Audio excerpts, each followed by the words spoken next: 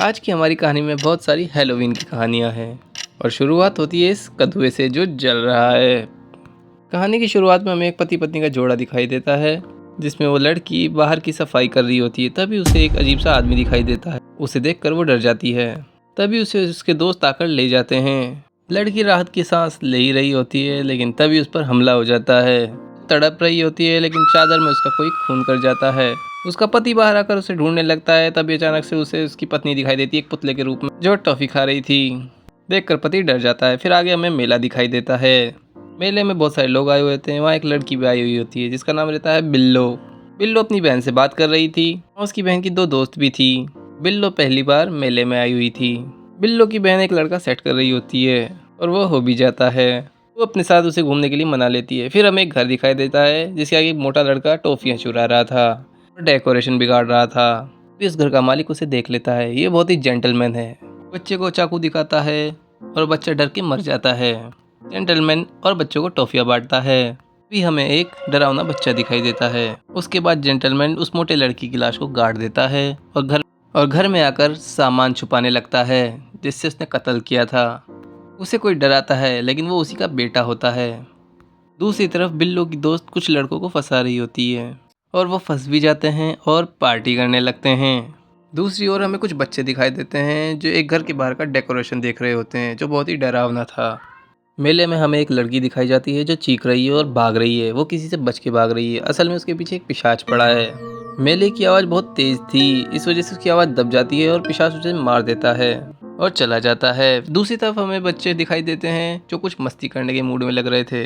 वो कब्रिस्तान का दरवाज़ा खोलकर उसमें घुस जाते हैं। कब्रिस्तान में एक गहरी खाई भी थी के बारे में एक कहानी होती है जो श्रापित है। उनमें से एक शैतान लड़की उन्हें वो श्रापित कहानी सुनाने लगती है और फिर हमें एक फ्लैशबैक दिखाया जाता है। हमें एक बस दिखाई जाती है जो सीधे उस कब्रिस्तान की तरफ बढ़ रही थी। इसमें कुछ मंदबुद्धि बच्चे बैठे हुए थे। उस बस का ड्राइवर एक सनकी था जो उन बच्चों को वहां मारने के लिए लाता है। तभी उनमें से एक बच्चा बस को चला देता है और बस सीधी खाई में गिर जाती है जिससे उन सभी बच्चों की मौत हो जाती है और वो जगह श्रापित हो जाती है। उस बच्ची की इस कहानी से सभी डर जाते हैं। सारे बच्चे आपस में तय करते हैं कि आज हम खाई में अंदर जाएंगे और सच्चाई का पता लगाएंगे।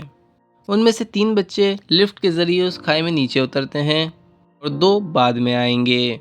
पीछे रह गए 2 बच्चे जब लिफ्ट से नीचे उतरते हैं तो सामने घना अंधेरा होता है जिसे देखकर वो डर जाते हैं। उन दोनों में से एक लड़की हिम्मत करती है और आगे बढ़ती है। उसे डर लग रहा होता है।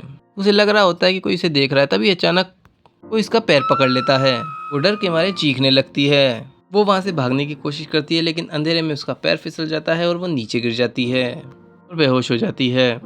जब वो होश में आती है तो उसे पता चलता है कि वो लोग उसी के दोस्त थे जो अंधेरे में उसे डराने की कोशिश कर रहे होते हैं। एक लड़का आगे बढ़कर उसे संभालता है और उसकी मदद करता है। उसके बाद दूसरे लोग आगे बढ़ जाते हैं और ये पीछे रह जाते हैं। उन्हें कुछ आसपास आहटें महसूस होने लगती हैं।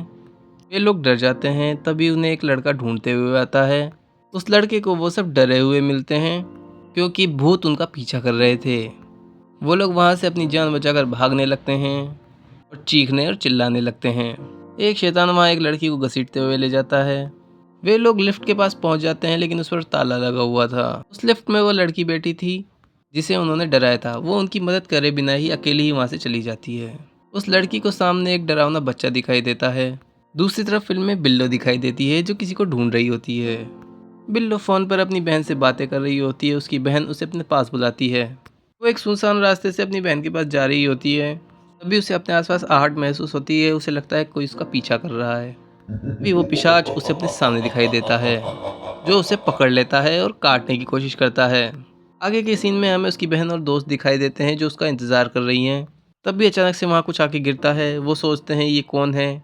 वही पिशाच था। तभी अचानक से बिल्लो वहाँ आ जाती है स्टाइल मारते हुए और हमें पता लगता है ये उसी का काम है। बिल्लो अपनी बहन से कुछ बातें करने लगती है और पिशाच वहाँ लेटे हुए चारों तरफ देखता है। वहाँ लाशें ही लाशें थी। वो ये सोचता है कि आखिर ये सब चल क्या रहा है। तो ये सब लड़कियाँ हैं कौन। वो सारी लड़कियाँ मदमस्त होकर नाचने लगती हैं और उनका रूप बदलने लगता है। उनके नाखून और दांत बड़े हो जाते हैं और वो सब डरावनी होती चली जाती हैं। वे जंगली जानवरों जैसा व्यवहार कर रही थी और तभी हमें आगे पता चलता है ये सारी लड़कियाँ वेयरवुल्फ हैं जो हर साल इस मेले में शिकार करने आती हैं। बिल्लो इस मेले में पहली बार आई हुई थी और पहली बार इसने शिकार किया था। बिल्ला वेयरवुल्फ बन जाती है और दूसरी तरफ कहानी में देखते हैं एक बूढ़ा जो कुर्सी पर बैठकर टॉफियां चबा रहा होता है और मुझे भी नहीं दे रहा होता है। उसे बाहर से कुछ अजीब सी आवाज आने लगती है। वो अपना बल्ला उठाता है और बाहर चला जाता है, क्योंकि अगर वहाँ कोई हुआ तो वो उसके साथ बल्लेबाजी करेगा। वो घर के बाहर जाता है और चारों तरफ देखने लगता है। उसे अपने आसपास कोई खतरा महसूस होता है। वो तुरंत घर की ओर बढ़ जाता है। घर में आकर सबसे पहले वो बंदूक लोड करता है। तभी उसकी नज़र घर की छत पे पड़ती है, जहाँ कुछ अजीब सी भाषा में लिखा हुआ होता है। ये सब चीज़ें खून से लिखी गई थी। उसके पैर पर कोई हमला करता है, वो गिर जाता है और तड़पने लगता है। तभी हमें पता चलता है कि ये वही डरावना बच्चा था, कद्दू के सिर वाला। वो डरावना बच्चा उस बुड्ढे की तरफ धीरे धीरे बढ़ने लगता है। उस बुड्ढे को डर लगने लगता है। तभी बुड्ढा अपनी बंदूक उठाकर उस बच्चे पर तान देता है, लेकिन वो बच्चा वहां से गायब हो जाता है। बुड्ढा अपनी जान बचाने के लिए यहाँ वहां भागने लगता है। फिर अचानक से वो बच्चा उसके सर पर कूदता है, उसके कंधे पर बैठकर उसे घूंसे ही घूंसे लगाने लगता है। कद्दू के सिर वाला बच्चा उस बुड्ढे के सिर का भी कद्दू बना देता है। बुड्ढे को नीचे गिराकर वो उसका गला दबाने लगता है। इसके बाद वो अपनी धारदार कैंडी निकालता है और हल्ला बोल देता है। तब भी हमें पता चलता है कि वो उसे मारने नहीं आया था, बल्कि उसकी कैंडी खाने आया था। कैंडी खाकर वो बच्चा वहां से चल देता है। भी हमें वो भूतिया बच्चे दिखाई देते हैं और एक जलती हुई फोटो दिखाई देती है। ये उसी ड्राइवर की फोटो थी जिसने उन मंद बुद्धि बच्चों को मारा था। ये बुड्ढा वही था।